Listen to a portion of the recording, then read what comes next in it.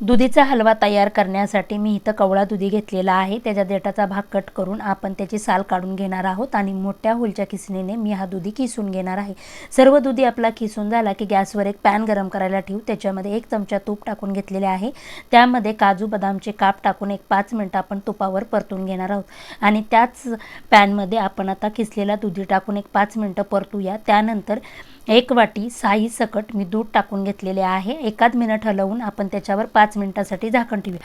5 मिनिटांनंतर आपण 1 मिनिट पुन्हा हलवणार आहोत आणि पुन्हा त्याच्यावर झाकण ठेवणार आहोत। आपला दुधी शिजलेला आहे। आता आपण त्याच्यामध्ये पाव वाटी साखर टाकून घेऊया।